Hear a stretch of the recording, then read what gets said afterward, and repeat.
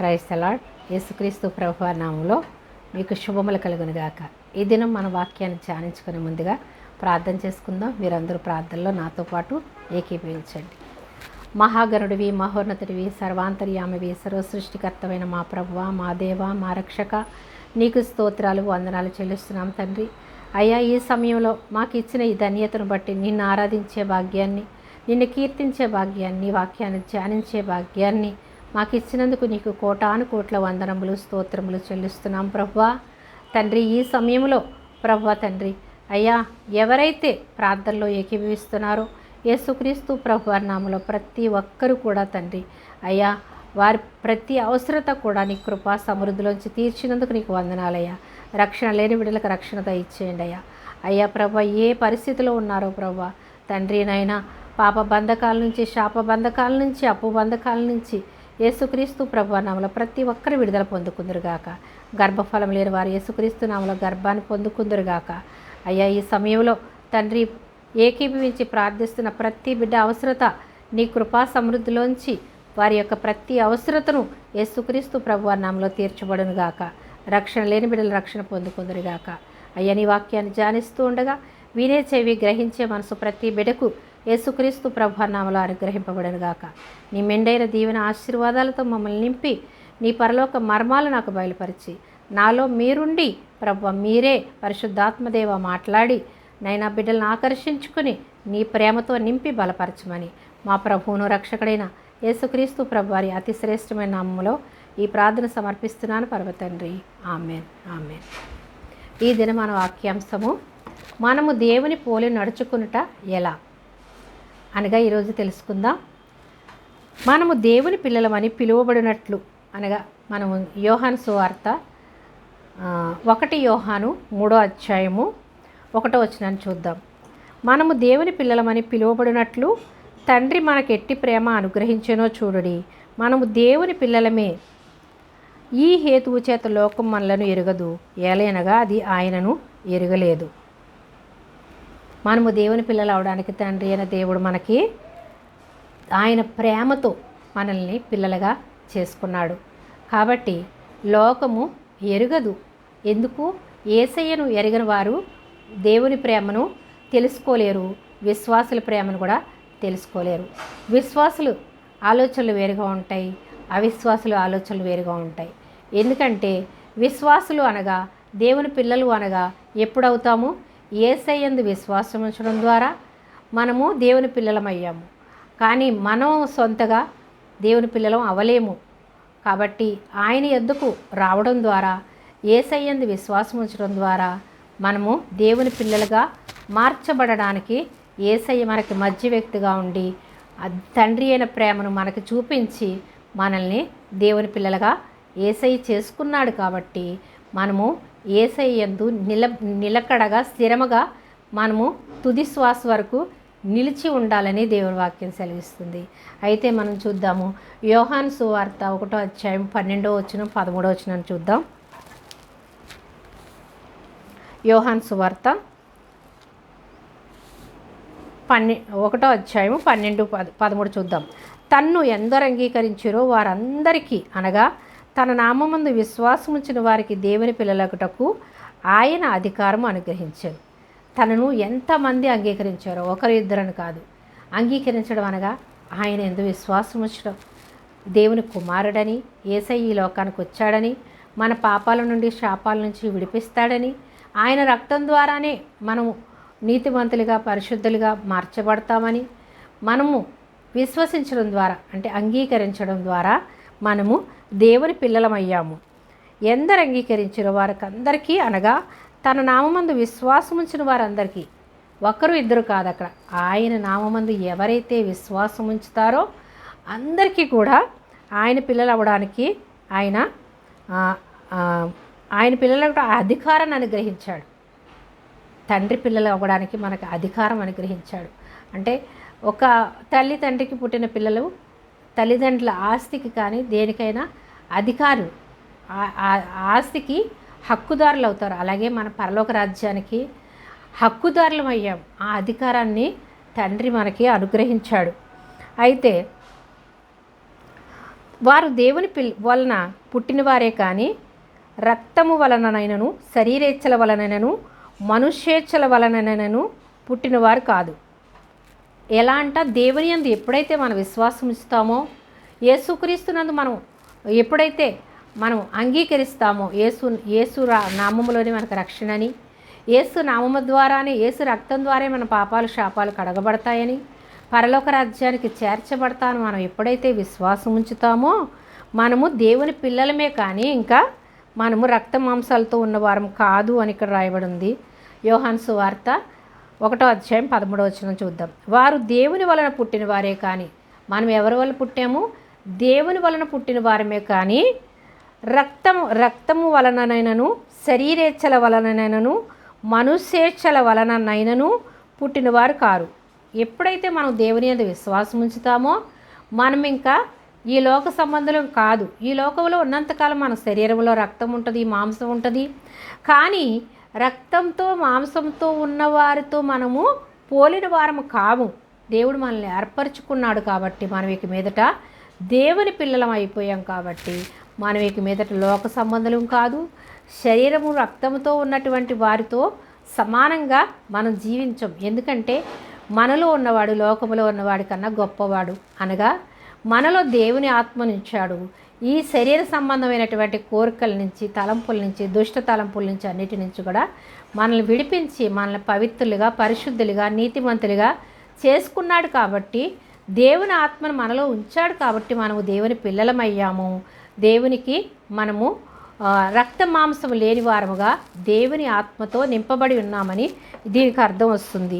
అయితే రక్తము వలననైనను శరీరేచ్ఛల వలనైనను, శరీరేచ్ఛలు అనగా శరీరాశ, నేత్రాశ, జీవపు డంబం, ఇవన్నీ కూడా లోకంలో మనము ఈ లోక సంబంధమైనటువంటి తలంపులు, ఈ లోక సంబంధమైనటువంటి తలంపులన్నీ మనలో ఉండవు. ఎప్పుడు యేసయ్య యందు విశ్వాసం ఉంచడం ద్వారా, దేవుని పిల్లలుగా మనం మార్చబడడం ద్వారా ఈ శరీర కోరికలన్నిటినీ జయించే సామర్థ్యం ఎప్పుడొస్తుంది?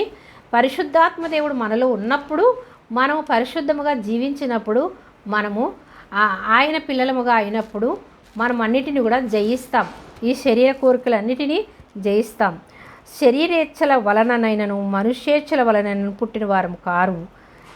కాబట్టి ఆ వాక్యం శరీరధారియే, కృపాసత్య సంపూర్ణంగా మన మధ్య నివసించాడు. యేసయ్యే వాక్యరూపిగా మన మధ్య ఉన్నాడు. కాబట్టి ఆ వాక్యమే మనల్ని పరిశుద్ధపరిచి, పవిత్రపరిచి, మనల్ని నీతి మార్గంలో మనల్ని నడిపిస్తుందని దేవుని వాక్యం సెలవిస్తుంది. ఇంకా చూద్దాం. రోమపత్రిక 8:16-17 చూద్దాం. రోమపత్రిక 8:16-17. అయితే మనము దేవుని పిల్లలమని ఆత్మ తానే తన ఆత్మతో కూడా సాక్ష్యం ఇచ్చుచున్నాడు. మనము పిల్లలమైతే వారసులం, అనగా దేవుని వారసులం. మన పిల్లలమైతే ఏంటంట, దేవుని పిల్లలమయ్యాము కాబట్టి దేవునికి మనము వారసులమయ్యాము. క్రీస్తుతో కూడా మహిమ పొందుటకు ఆయనతో శ్రమపడిన ఎడల క్రీస్తు తోడి వారసులం. మనము క్రీస్తు మన కొరకు శ్రమపడ్డాడు, మన కొరకు ప్రాణాన్ని అర్పించాడు. ఆ క్రీస్తు శ్రమలలో మనము కూడా పాలుపంపులు పొందుతాము. కాబట్టి మనము దేవుని యందు విశ్వాసం ఉంచడం ద్వారా మనము వారసులమయ్యాము. కాబట్టి మన ఎడల ప్రత్యక్షత కాబో మహిమ ఎదుట ఇప్పటి కాలపు శ్రమలు ఎన్నతెగనివి కావు అని ఎంచుకున్నాం. ఈ లోకంలో ఉన్నటువంటి ఈ శ్రమలన్నీ కూడా ఎన్నతగినవి కాదు. ఈ కొద్ది కాలమే. ఈ లోకంలో మనం ఎన్ని సంవత్సరాలైనా శ్రమలు పడవచ్చు, కానీ అది కొద్ది కాలమే ఉంటాయి. కాబట్టి దేవుని యందు మనం విశ్వాసం ఉంచడం ద్వారా ఈ శరీర కోరికల్ని, ఈ లోక సంబంధమైనటువంటి వాటన్నిటిని కూడా జయించి ఉన్నాము. కాబట్టి మనము దేవుని పిల్లలమయ్యాము. దేవుని వాక్యానుసారంగా జీవించడం ద్వారా, యేసయ్య యందు విశ్వాసం ఉంచడం ద్వారా మనము దేవుని పిల్లలమయ్యాము. పరలోక రాజ్యానికి వారసులనుగా తండ్రి మనల్ని చేసుకున్నాడు, హక్కుదారులుగా మనల్ని చేసుకున్నాడు. ఇంకా మనం చూద్దాము. మత్తయి సువార్త 5:16 ఏమనుందంటే, మీ సత్క్రియలను చూచి పరలోకమందున మీ తండ్రిని మహిమపరచునట్లు వారి ఎదుట మీ వెలుగు ప్రకాశింపనీయుడి. ఏంటి? మనుష్యుల ఎదుట మీ సత్క్రియలు. మన సత్క్రియలు ఎలా మార్చబడతాయి? మనలో ఈ లోకంలో ఉన్నప్పుడు మనము దుష్ట తలంపులతోనే, ఈ లోకంలో ప్రతి మానవుడు కూడా భ్రష్టత్వాన్ని నింపుకునే పుడతాడు. ఎందుకు? మనము పాపములో ఉన్నాము, పాపములోనే పాపంలో పుట్టాము. అవ్వ ఆదాము తినొద్దన్న పండు తిని వారు ఆజ్ఞ అతిక్రమమే పాపమని వ్రాయబడి ఉంది. ఆజ్ఞను అతిక్రమించారు. తండ్రి అయిన దేవుని ఆజ్ఞను అతిక్రమించి వారు తినొద్దన్న పండు తిని వారు పాపము మూట కట్టుకున్నారు. ఆ పాపము ద్వారా ఏమయ్యారు? పాపము వల్ల వచ్చు జీతము మరణము. మరణాన్ని వారు పాపం ద్వారా ఆజ్ఞ అతిక్రమం ద్వారా పాపము వారికి వచ్చింది. ఆ పాపంలోంచి మనం పుట్టాము కాబట్టి అవ్వ ఆదాములు వంశముగా వారి యొక్క రక్తంతో వారి యొక్క భర్త భార్యలుగా వారి తరము నుంచి మనం వస్తున్నాం కాబట్టి మనం అందరం కూడా పాపులమయ్యాము. ఆ పాపం నుంచి విడిపించడానికి యేసయ్య ఈ లోకానికి వచ్చాడు. తన రక్తం ద్వారా మనల్ని కడిగి పరిశుద్ధులుగా చేసి ఉన్నాడు. కాబట్టి మనము ఆయన రక్తంలో కడగబడడం ద్వారానే మనము పవిత్రులుగా మనము పరిశుద్ధులుగా మార్చబడ్డాము. అయితే ఏమంటున్నాడు? మనుష్యులు మత్తయి సువార్త 5:16 వచనంలో మనుషులు మీ సత్క్రియలను చూసి పరలోకమందున్న మీ తండ్రిని మహిమపరిచినట్లు వారి ఎదుట మీ వెలుగు ప్రకాశింపనీయుడి. అంటే సత్క్రియలు, మనం మంచి పనులు చేయడం ద్వారా పరలోకమందున మీ తండ్రిని మహిమపరుస్తున్నారు. మనం మంచి పనులు ఎలా చేయగలుగుతాం? ఈ లోకంలో ఉండి దుష్టుని ఆత్మ మనలో ఉంటే మనము మంచి పనులు చేయలేం. మంచి పనులు ఎప్పుడు చేస్తాం? దేవుని ఆత్మ మనలోకి వచ్చినప్పుడు మనల్ని మంచి మార్గంలోనికి పరిశుద్ధాత్మదేవుడు మనల్ని నడిపిస్తాడు. కాబట్టి మనము మంచి మార్గంలో నడుస్తాం తప్ప మనకి మనంగా మార్చుకోవచ్చు అంటే ఏ మానవుడి వల్ల కూడా కాదు. ఎందుకంటే పరిశుద్ధాత్మ దేవుడు మనలో ఉండి మనల్ని నడిపిస్తే తప్ప మనము పరిశుద్ధతలోనికి నడవలేము, మంచి మార్గంలో నడవలేము, మంచి పనులు చేయలేము. సత్క్రియలు అనగా మంచి క్రియలు, మంచి పనులు మీరు చేస్తే మీ తండ్రిని, పరలోకమందున్న తండ్రిని మహిమపరిచినట్లు వారి ఎదుట మీ వెలుగు ప్రకాశింపనీయుడి. అంటే దేవుడు ఏమన్నాడు? యేసు ప్రభువారు ఏమంటారు? ఈ లోకానికి మీరు వెలుగు, ఈ లోకానికి మీరు ఉప్పు అన్నారు. అంటే నేను ఈ లోకానికి వెలుగుగా వచ్చాను. ఆ వెలుగుని మీరు నింపుకుంటే మీరు వెలుగు సంబంధులు కాబట్టి, నేను వెలుగుగా వచ్చాను కాబట్టి మీరు నా యొద్దకు రావడం ద్వారా మీరు వెలుగు సంబంధులు. మీరు వెలిగి ఇతరులకు వెలుగు ఇచ్చేవారుగా ఉండాలి అన్నారు. మీరు ఇతరులకు వెలుగు, ఉప్పు అన్నారు. మీ మాట ఉప్పు వేసినట్టుగా ఉండాలి. ఉప్పు వేసినట్టుగా అనగా మన మాట కాదు, దేవుని మాట మనము చెప్పడం ద్వారా, ఇతరులను రక్షించడం ద్వారా, మన మాటను బట్టి, దేవుని మాటను బట్టి వారు రక్షించబడడం ద్వారా ఆ యొక్క మన మాట ఉప్పుగా ఉండాలి అని యేసు ప్రభువారు మనకు బోధించారు. అనగా దేవునికి మనం తెలుసుకుని మనం స్వార్థంతో ఉండకుండా మనము తెలుసుకున్నటువంటి రక్షణను ఇతరులకి తెలియచెప్పి మనము ఉప్పుగా దేవుని మాటను ఇతరులకి ఉపయోగపడేలాగా ఉండాలి. కానీ వ్యర్థమైన మాటలు మన నోట ఉండకూడదు. సత్క్రియలను చూసి పరలోకమందున మీ తండ్రి మహిమపరిచినట్లు వారి ఎదుట మీ వెలుగు ప్రకాశింపనీయుడి. యేసయ్య వెలుగు కాబట్టి యేసయ్య మనలోనికి వచ్చి రావడం ద్వారా మనము కూడా వెలుగు సంబంధులం అయ్యాం కాబట్టి మనము వెలుగుతూ ఇతరులకి వెలుగు ఇవ్వాలని యేసు ప్రభువారు చెప్తారు. అయితే మీ వెలుగు ప్రకాశింపనీయుడి అంటే వెలిగితే సరిపోదు, అది ఎలా ఉండాలి? ప్రకాశించాలి వెలుగు. అందుకే ఏమంటారంటే యేసు ప్రభువారు, మీరు దీపం వెలిగించి మంచం కింద కొంచెం కింద పెట్టరు, కానీ అది దీపస్తంభం మీద పెట్టి అందరికీ వెలిగించేటట్టుగా ఉంచుతారు కదా. అలాగే మీరు వెలుగు సంబంధులు కాబట్టి మీరు వెలిగి ఇతరులు వెలిగించండి అన్నారు. అంతేకాని మనం వెలిగింపబడి మనం వెలిగాము చాలే, మనం బాగున్నాం చాలే, మనం రక్షణ పొందుకున్నాం చాలే, మనం పరలోకం వెళ్తే చాలులే, మన పిల్లలు మనం వెళ్తే చాలులే, ఎవరు ఎలా పోతే మనకేంటి అనేటటువంటి స్వార్థ బుద్ధి దేవుని పిల్లలకి ఉండకూడదు. కాబట్టి మీరు వెలిగి ఇతరులకి మీరు వెలిగించేటట్టుగా మీరు ప్రకాశింపనీయుడి మీ వెలుగుని అని యేసుప్రభువారు చెప్తారు. అదే మాట 350 సార్లు కన్నా ఎక్కువ సార్లు ఉపయోగించారు యేసుప్రభువారు. ఈ బైబిల్ మొత్తంలో 350 సార్లు కన్నా ఎక్కువ వ్రాయబడి ఉందని ఉంది. అయితే యోహాను సువార్త 3:16 ఏమనుందంటే, దేవుడు లోకమును ఎంతో ప్రేమించెను కాగా ఆయన తన అద్వితీయ కుమారునిగా పుట్టిన వాని యందు విశ్వాసముంచు ప్రతివాడును నశింపక నిత్య జీవము పొందినట్లు ఆయనను అనుగ్రహించారు. ఎలా అంట? దేవుడు లోకాన్ని ప్రేమించాడు, ఒకరిని ఇద్దరిని కాదు. అంటే విశ్వాసులనే ప్రేమించాడా, కొందరినే ఆకర్షించుకున్నాడా? అందరినీ ఎందుకు ఆకర్షించడని ఒక విశ్వాసి నాకు ఒక కామెంట్లో పెట్టారు. అందరినీ ఆకర్షించుకోవచ్చు కదా, కొందరిని ఎందుకు ఆకర్షించుకుంటాడు దేవుడు? అందరినీ ఆకర్షించుకుంటే అందరూ రక్షింపబడతారు కదా, అందరూ పరలోకంలో ఉంటారు కదా అనేసి పాపం తను తెలియక అడిగింది. అంటే దేవుని యొద్దకు వచ్చిన ప్రతి ఒక్కరిని దేవుడు ఆకర్షించుకుంటాడు. మనము రావాలి దేవుని దగ్గరికి, ఆయనే రావాలి అని మనము చూడకూడదు. మనము ఒక సీఎం వచ్చాడు అనుకోండి, ఆ సీఎం వస్తే మనం వెళ్తాం మన అవసరం కోసం సీఎం దగ్గరికి. సీఎంఏ వస్తాడు, ఎందుకు రాడు అని మనం కూర్చుంటామా? ఈ మానవుడైనటువంటి ఒక హోదాలో ఉన్నటువంటి నాయకుడిని మనం గౌరవిస్తున్నాం, కానీ సర్వసృష్టికర్త అయినటువంటి దేవుణ్ణి మనం గౌరవిస్తున్నామా? మనం ప్రేమిస్తున్నామా? దేవుని మాటకు మనం లోబడుతున్నామా? ఆయన యందు విశ్వాసం ఉంచితే మన పాపాలు శాపాల నుంచి విడిపిస్తానంటున్నాడు కదా. ఇదేమి మనకి కష్టమైన పని కాదు కదా. అందుకే దేవుడు ఏమంటాడు, మనుషులకు అసాధ్యం కానీ దేవునికి సమస్తము సాధ్యం అంటాడు. అంటే అర్థం ఏంటి? దేవుని ఆత్మ మనలో ఉంటే మనము దేనినైనా కూడా సాధించగలుగుతాం. అది మన వల్ల కాదు, మానవుడి వల్ల కాదు. దేవుని పిల్లలం అయ్యాము కాబట్టి, దేవుని ఆత్మ మనలో ఉంది కాబట్టి దేవునికి సాధ్యము అంటాడు. అంటే దేవుని ఆత్మ మనలో ఉండడం ద్వారా దేనినైనా మనము జయించగలుగుతాము, దేనినైనా మనం పొందుకోగలుగుతాము. పరలోక రాజ్యానికే మనం వారసులుగా చేశాడు దేవుడు. పరలోక రాజ్యానికి వారసులుగా చేసినటువంటి దేవుడు మనం ఈ లోకంలో అడుగు వాటన్నిటికంటే, ఊహించు వాటన్నిటికంటే అత్యధికంగా ఇస్తాడు. అంటే మనము నమ్మి ఎప్పుడైతే అడుగుతామో సమస్తాన్ని మనము పొందుకుంటాం. పరలోక రాజ్యానికే మనల్ని వారసులుగా చేసుకున్నాడు, మనల్ని దత్తపుత్రులుగా చేసుకున్నాడు, మనకి అర్హతనిచ్చాడు. పరలోక రాజ్యానికి వచ్చేటటువంటి అర్హతను, యోగ్యతను, ధన్యతను ఇచ్చిన దేవుడు మనల్ని ఎంతగా ప్రేమిస్తున్నాడు.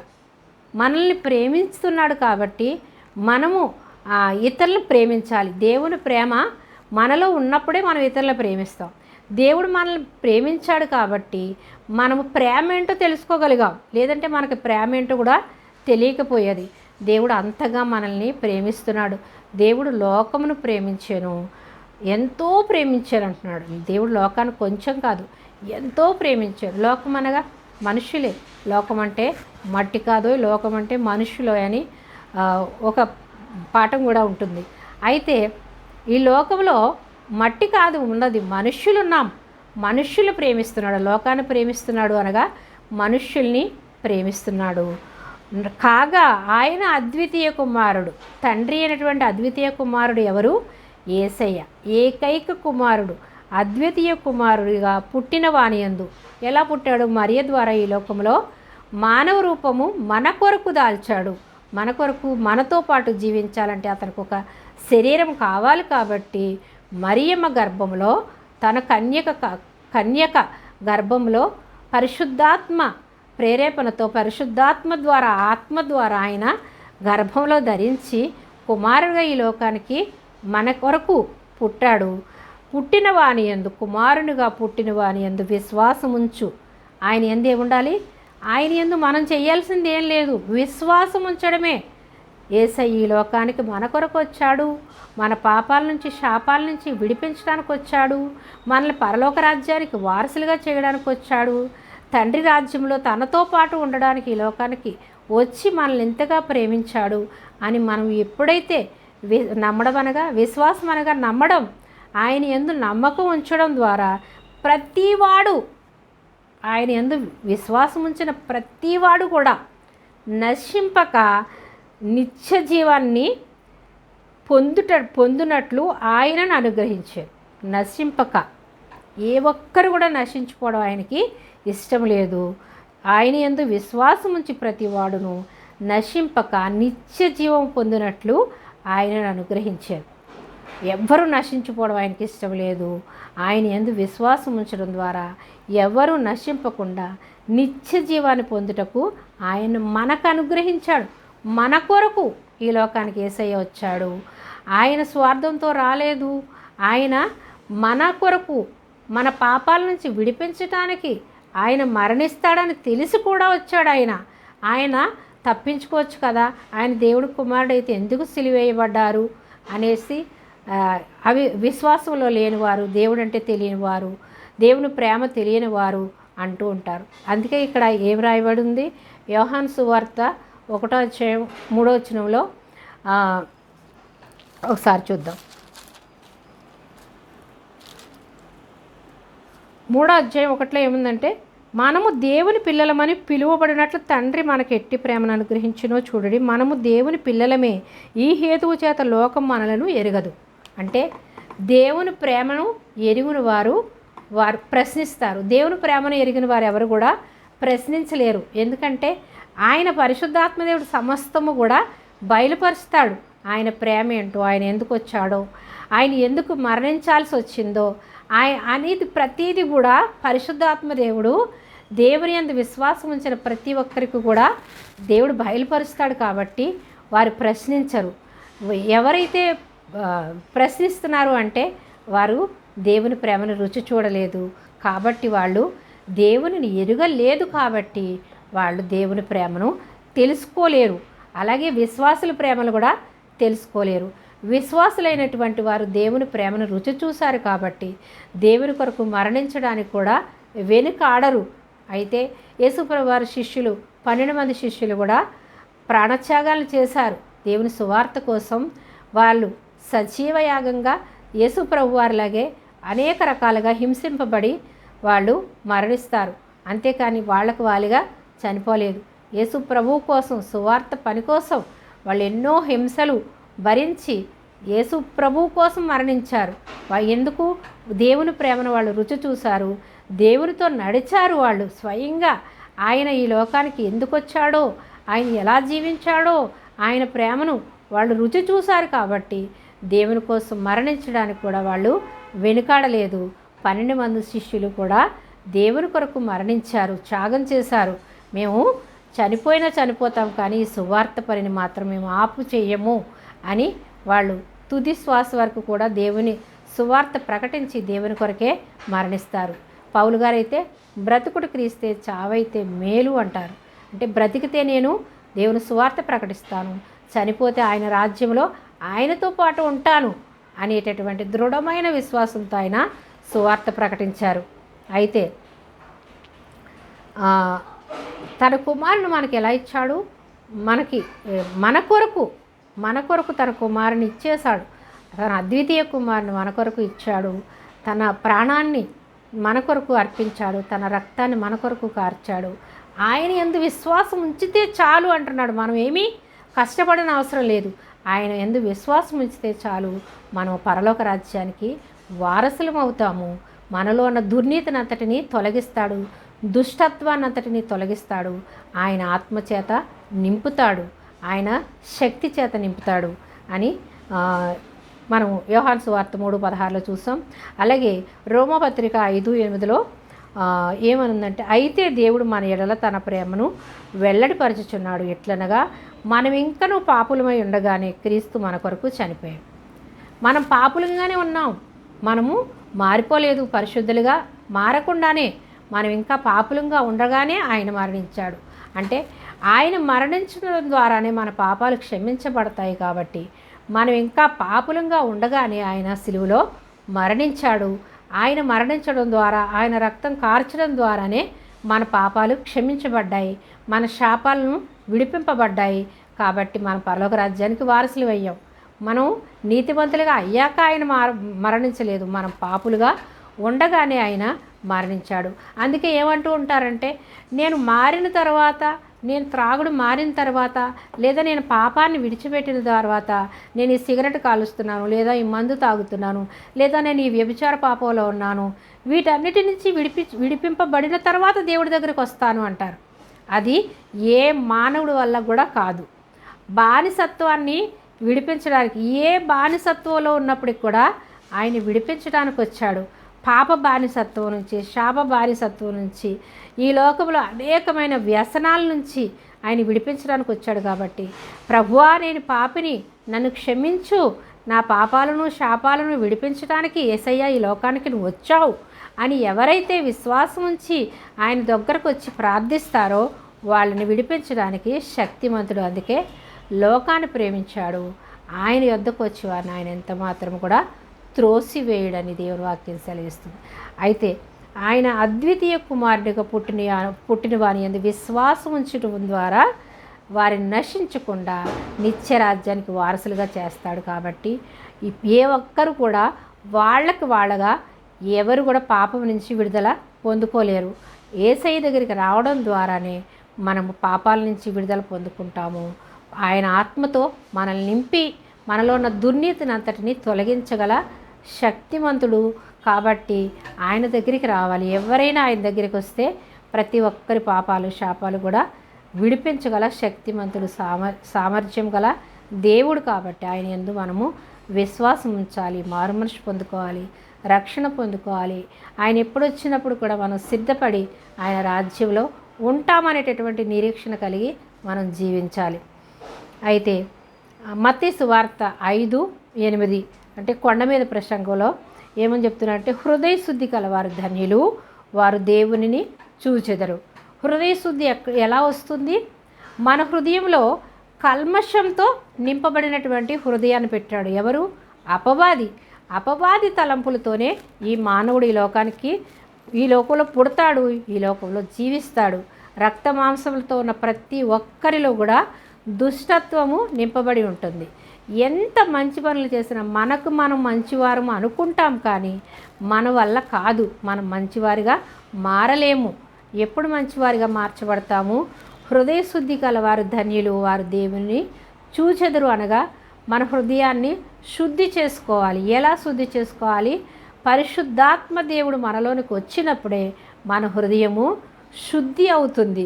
అంతవరకు కూడా కల్మషంతో, కపటముతో, ద్వేషాలతో, అసూయలతో, కక్షలతో ఈ హృదయం నింపబడి ఉంటుంది. అలాంటి హృదయంలో పరిశుద్ధాత్మ దేవుడు జీవిస్తాడా? అలాంటి హృదయంలో పరిశుద్ధాత్మ దేవుడు జీవించినప్పుడు దేవుడిని మనం చూస్తామా? మనం చూడలేం. మనం రక్షింపబడి కూడా మనలో ఇలాంటి తలంపులు ఉన్నాయి అంటే మనం ఇంకా అపవాది సంబంధులమే అని మనం గ్రహించుకోవాలి. ప్రభువా, నా ఈ అపవాది తలంపుల నుంచి నన్ను విడిపించు ప్రభువా అని రక్షింపబడిన వారు కూడా ప్రార్థన చేయాలి. ప్రార్థించడం ద్వారా తండ్రి మనకు సహాయం చేస్తాడు. పరిశుద్ధాత్మ దేవుడు మనలో ప్రజ్వలింపచేసి ఆ యొక్క దుర్నీతిని అంతటిని మనల్ని తరిమి కొట్టేటట్టుగా పరిశుద్ధాత్మ దేవుడు చేస్తాడు. కాబట్టి మన హృదయం ఎలా ఉండాలి? హృదయ శుద్ధి కలవారు ధన్యులు, వారు దేవుని చూచెదరు. ధన్యులు అనగా హృదయాన్ని శుద్ధి చేసుకోవడం అనగా దేవుని యందు విశ్వాసం ఉంచడం ద్వారా మన హృదయం శుద్ధి అవుతుంది. కానీ మనగా హృదయాన్ని శుద్ధి చేసుకోలేము. కాబట్టి ధన్యులు అనగా ఆయన యందు విశ్వాసం ఉంచడం ద్వారా మనం ధన్యులము, పరలోక రాజ్య వారసులు అయ్యాం. కాబట్టి మనం ధన్యులము. కాబట్టి మనము ఆ యొక్క దుర్నీతిని అంతటిని మనము తరిమి కొట్టినప్పుడు దేవుని మనం చూస్తాం. ఎలా చూస్తాము? మనం ఉన్న ఫలంగా మనం ప్రార్థిస్తే కూడా ఆయన దర్శనం ఇస్తాడు. యేసయ్య ప్రతి ఒక్కరిని కూడా ఆదరించే దేవుడు. ఆయన వెలుగు సంబంధి కాబట్టి వెలుగుగా మనల్ని ఆకర్షించుకుంటాడు. ఆయన మనతో ఉంటాడు, మనలో ఉంటాడు. మన ప్రతి అవసరత నుంచి మనల్ని విడిపించి, మనల్ని తీర్చిదిద్ది, మనల్ని పరిశుద్ధులుగా, పవిత్రులుగా మార్చుకుంటాడు. అయితే ఇంకా మనము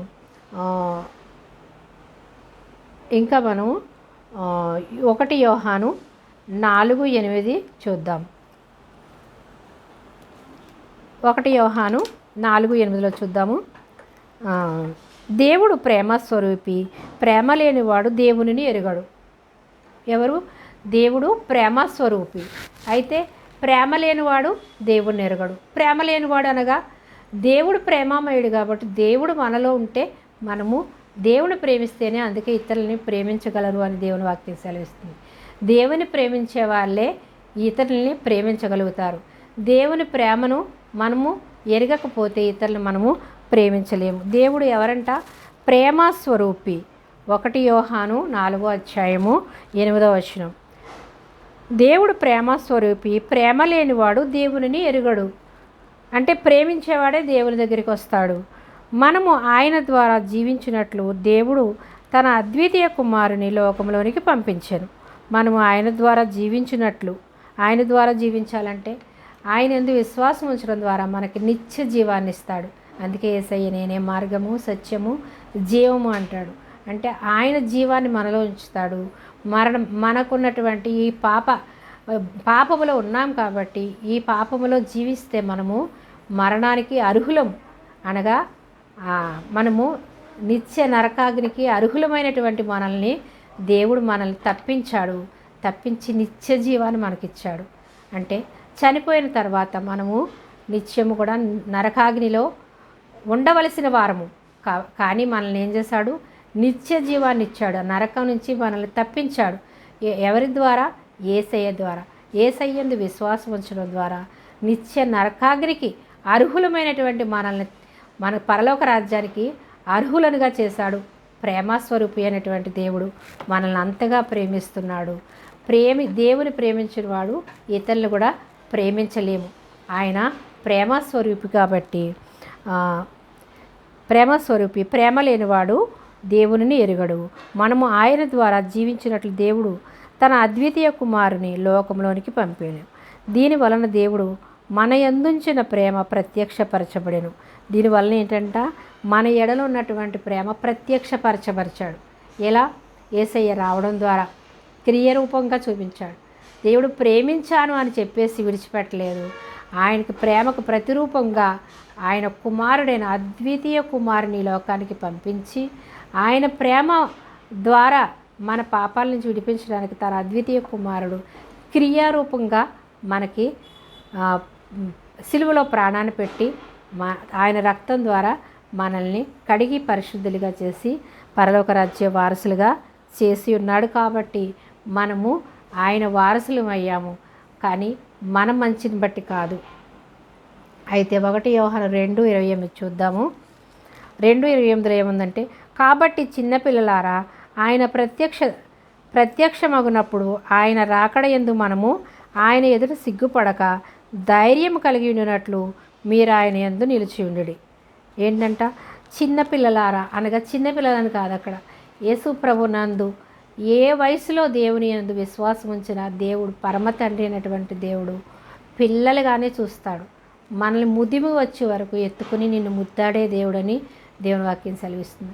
అంటే చిన్న పిల్లలారా, దేవుని యందు విశ్వాసం ఉంచిన పిల్లలందరినీ కూడా, ఆయన యందు విశ్వాసం ఉంచిన వారిని అందరినీ కూడా ఆయన పిల్లలుగా ఆయన భావించి చెప్తున్నది ఏంటంటే, కాబట్టి చిన్నపిల్లలారా ఆయన ప్రత్యక్షమగునప్పుడు, ఆయన ప్రత్యక్షం ఎప్పుడవుతాడు?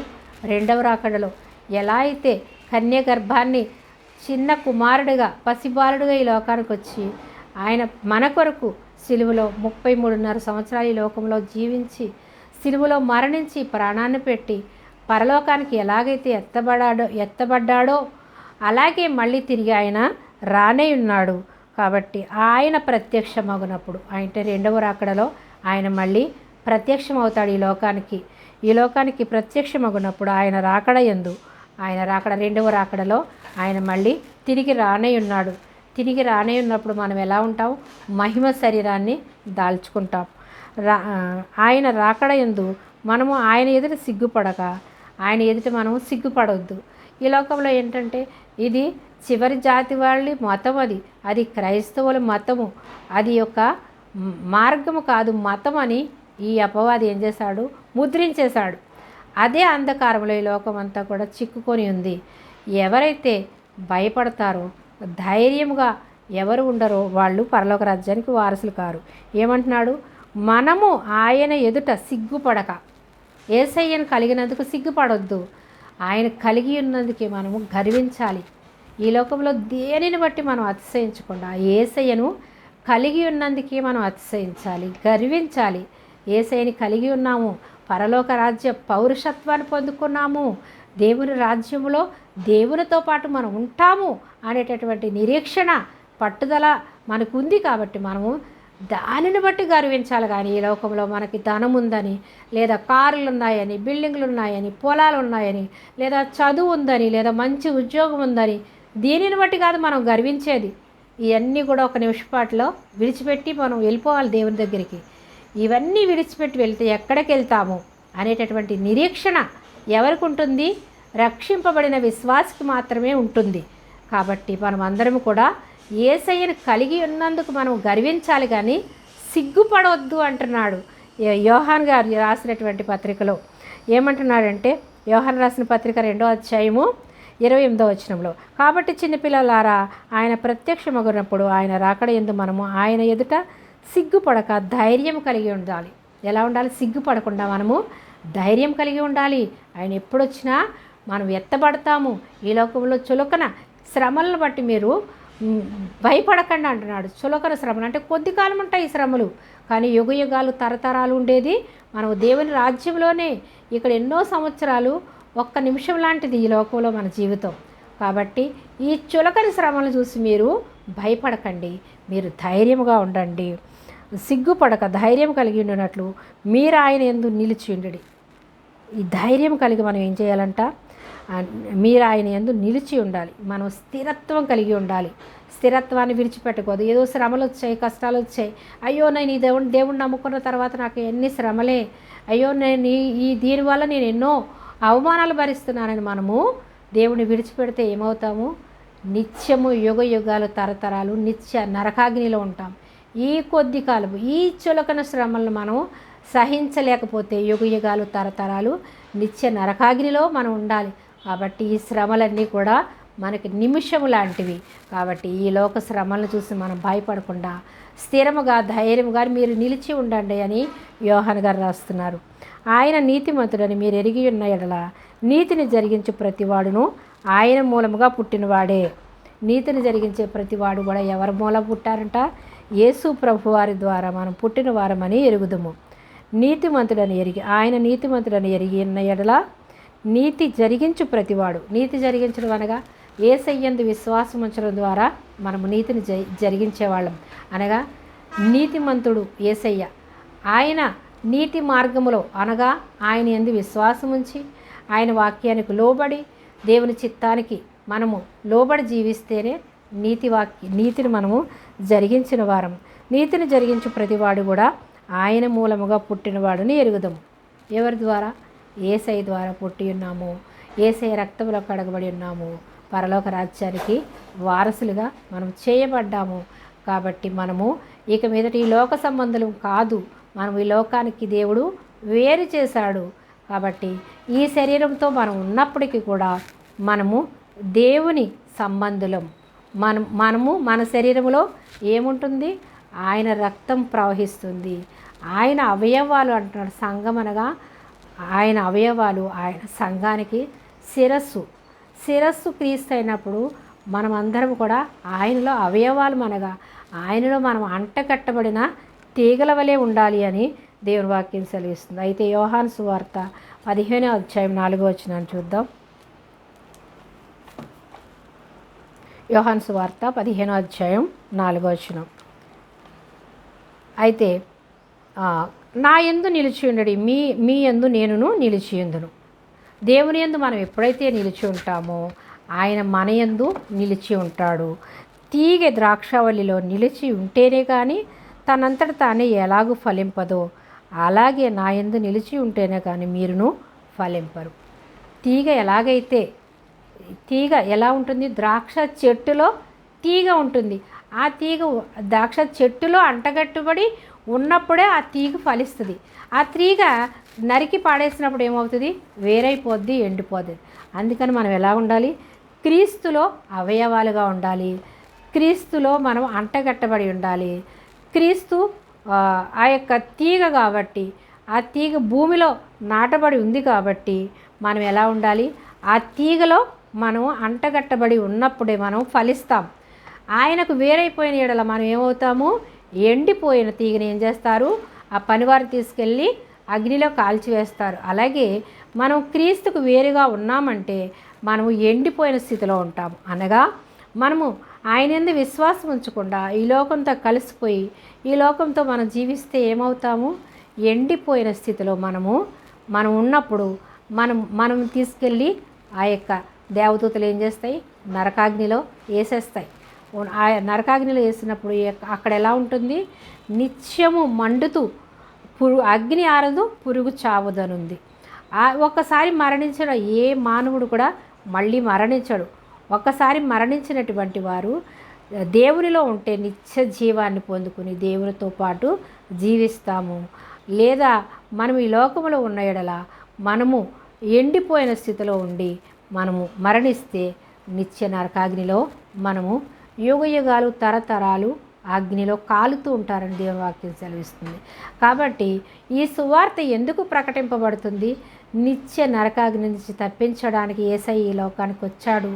ఆ యేసయ్యందు విశ్వాసం ఉంచితే చాలు, మీరందరూ కూడా తండ్రి వారసులుగా, మీరు తండ్రితో పాటు యేసయ్య కుడిపార్శ్వమందు తండ్రితో ఉన్నాడు. కాబట్టి మనము కూడా ఆయన కుడిపార్శ్వమందు మనల్ని కూడా వారసులుగా చేయడానికి యేసయ్య ఈ లోకానికి వచ్చాడు. కాబట్టి తన అద్వితీయ కుమారుడిగా పుట్టిన వాని యందు విశ్వాసం ఉంచి ప్రతివాడు కూడా నిత్య జీవాన్ని పొందుకుంటాడని దేవుని వాక్యం సెలవిస్తుంది. కాబట్టి ఈ సువార్త ప్రకటింపబడుతుంది అంటే ప్రతి మానవుడిని కూడా రక్షించడం అనగా నిత్య నరకాగ్ని నుంచి తప్పించటానికి, కాపాడి ఆయన రాజ్యంలో ఉంచడానికి. రక్షణ పొందుకున్నారా అంటారు, అనగా మనము నిత్య నరకాగ్ని నుంచి తప్పించబడ్డారా అని అర్థం వాళ్ళకి తెలియదు. కాబట్టి రక్షణ అంటే ఎందుకో, రక్షణ అంటే అదొక ఊత పదంగా అనేస్తుంటారు. రక్షణ పొందుకున్నారా, బాప్తిస్మం తీసుకున్నారా, లేదా దేవుణ్ణి నమ్ముకున్నారా అంటారు. అంటే దేవుణ్ణి నమ్ముకున్నారా అంటే వాళ్ళు దయ్యాన్ని నమ్ముకున్నట్టే కదా అర్థం. అది తెలియదు, ఆ భాష కూడా తెలియదు అనేస్తారు. దేవుణ్ణి నమ్ముకున్నారా, మీరు రక్షణ పొందుకున్నారా, బాప్తిస్మం తీసుకున్నారా అంటే, రక్షణ పొందుకున్నారా అంటే నిత్య నరకాగ్ని నుంచి తప్పించబడ్డారా అని అర్థం. పాపం వాళ్ళకి తెలియక అది ఒక ఊత పదంగా అనేస్తూ ఉంటారు. రక్షణ పొందడం అనగా నిత్య నరకాగ్ని నుంచి మనము తప్పించబడ్డాము, నిత్య రాజ్యానికి వారసులమయ్యాము. బాప్తిస్మం అనగా మనము దేవుని యందు విశ్వాసం ఉంచి బాప్తిస్మం పొందుకోవడం ద్వారా పరలోక రాజ్య వారసులమయ్యాము.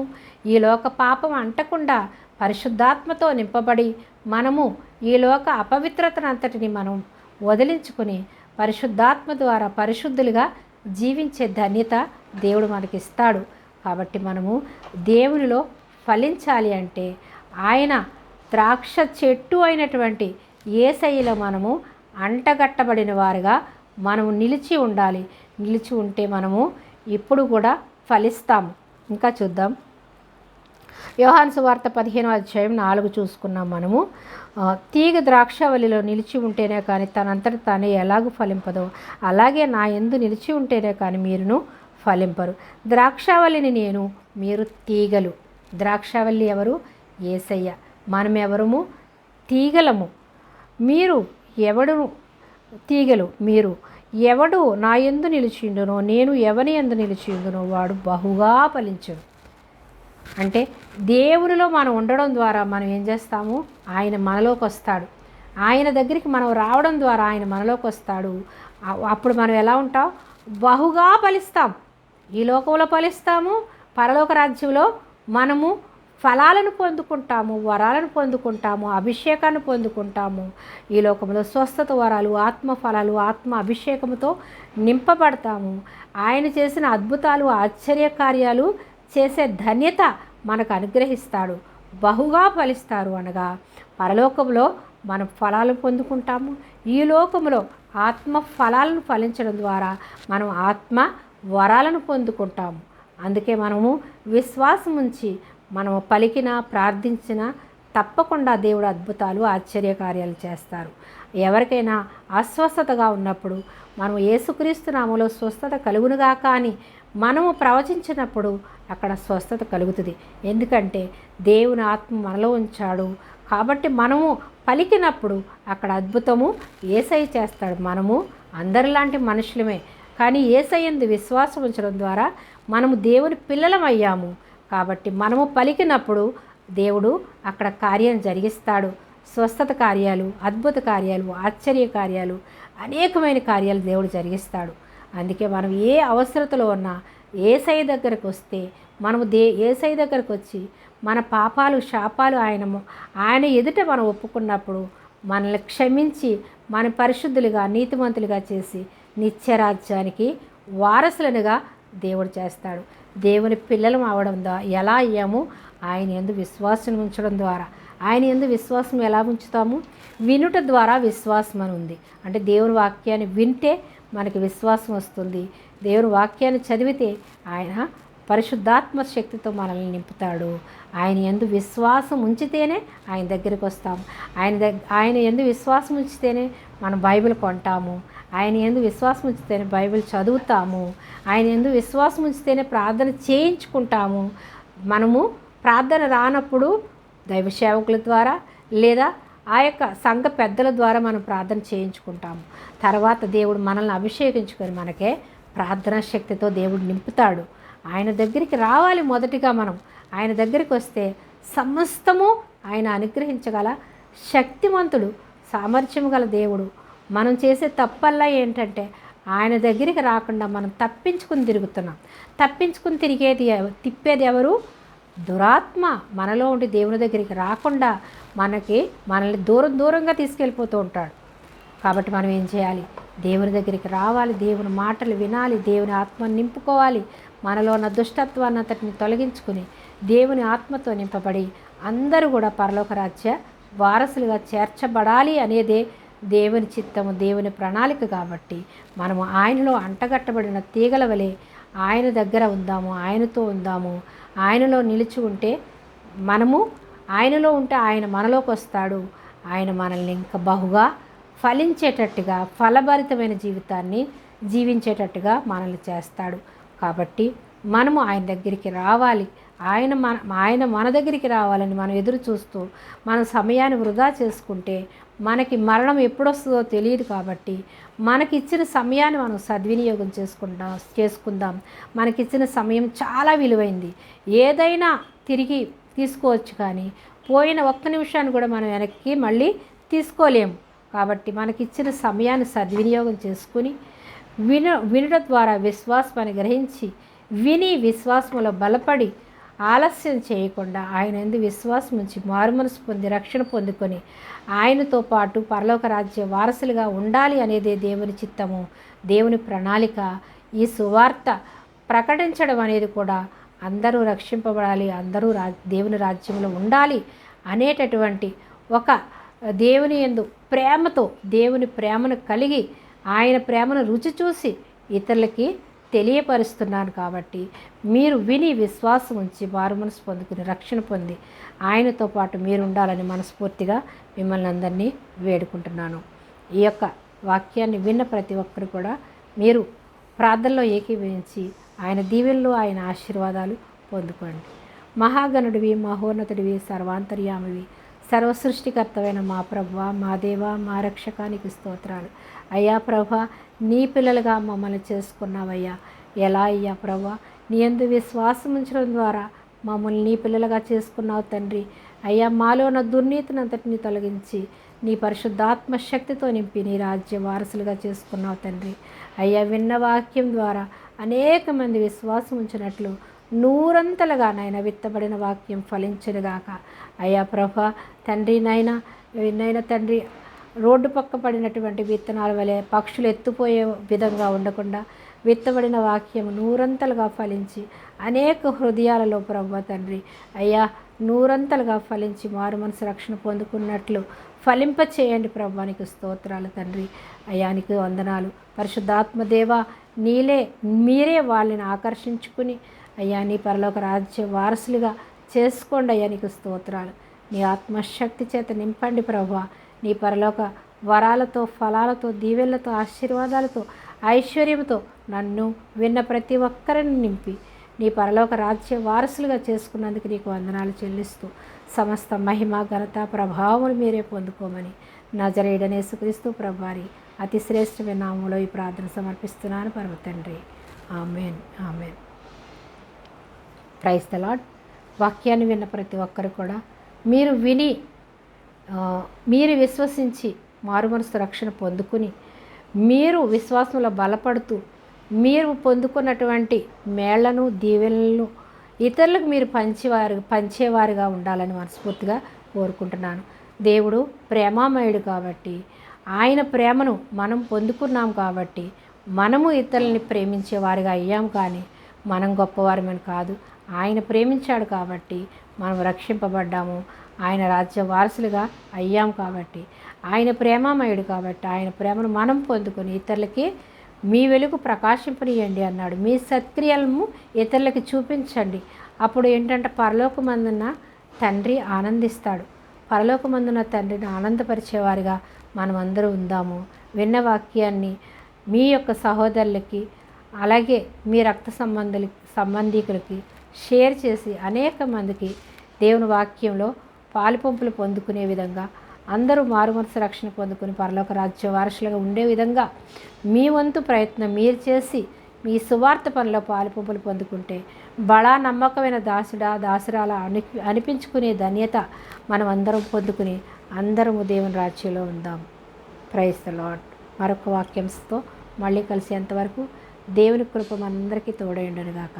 తండ్రి అయిన దేవుని ప్రేమ, కుమారుడైనటువంటి యేసుక్రీస్తు ప్రభువారి కృప, పరిశుద్ధాత్మ దేవుని అన్యోన్య సహవాసము ఇప్పుడు ఎల్లప్పుడూ సదా సకల పరిశుద్ధులకు, సకల సంఘాలకు, సకల ప్రజలకు, అలాగే మనకు మన పిల్లలకు నిత్యము తోడై ఉండునుగాక.